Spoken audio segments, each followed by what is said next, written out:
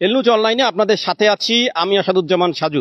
প্রিয় দর্শক, আমরা এই মুহূর্তে যে কেন্দ্রটিতে দাঁড়িয়ে আছি এই কেন্দ্রটি হলো কালীগঞ্জ উপজেলার কাকিনা মহিমা রঞ্জন স্মৃতি দ্বিমুখী উচ্চ বিদ্যালয়। আপনাদেরকে জানিয়ে রাখি যে এই ভোট কেন্দ্রে মোট ভোটার সংখ্যা ৩,৪৫২।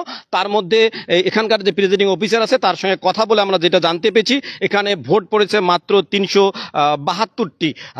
আমরা হিসাব মতে জানা যাচ্ছে যে 10% নিচে কম ভোট পড়েছে। এই অবস্থা শুধু এই ভোট কেন্দ্রের নয়, এই অবস্থা কালীগঞ্জ উপজেলার বেশ কিছু ভোট কেন্দ্রের। আপনাদেরকে জানিয়ে রাখি যে আজ দ্বিতীয় পর্যায়ে লালমনিরহাটের কালীগঞ্জ এবং আদিতমারি উপজেলা পরিষদ নির্বাচন হচ্ছে। সকাল থেকে কিন্তু আমরা বিভিন্ন ভোট কেন্দ্রে ঘুরেছি। ভোট কেন্দ্রগুলোতে কিন্তু ভোটারদের উপস্থিতি একেবারে কম ছিল। 2-1 করে ভোটার ভোট কেন্দ্রে এসেছে।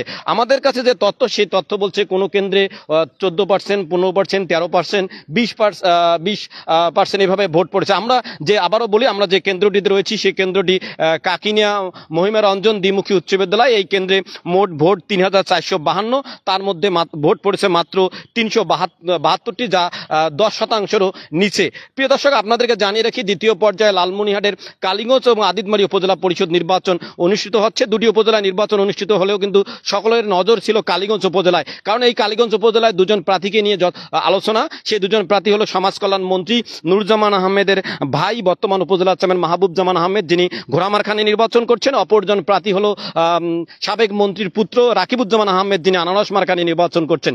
আপনাদেরকে জানিয়ে রাখি চাচা ভাতিজার এই ভোটের লড়াইয়ে সাধারণ মানুষ কিন্তু একটি বিপাকে পড়েছিল।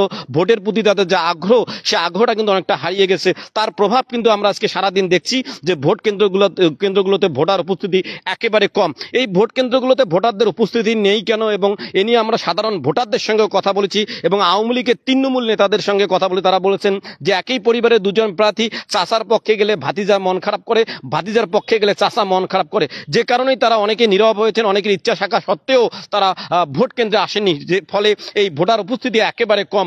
আপনাদেরকে জানিয়ে রাখি যে আজকে আমরা কিন্তু এই বেশ কিছু কেন্দ্র ঘুরেছি, প্রতিটি কেন্দ্রের একই অবস্থা। আবারও বলি, যে কেন্দ্রটি দাঁড়িয়ে আছি সেই কেন্দ্রটিতে ভোট ৩,৪৫২টি, কিন্তু ভোট পড়েছে মাত্র ৩৭২টি, যা 10%-রও নিচে। আপনাদের এই ছিল লালমনিরহাটের কালীগঞ্জ উপজেলা নির্বাচনের ভোটের খবর। আসাদুজ্জামান সাজু, এলনুজ অনলাইন, কালীগঞ্জ, লালমনিরহাট।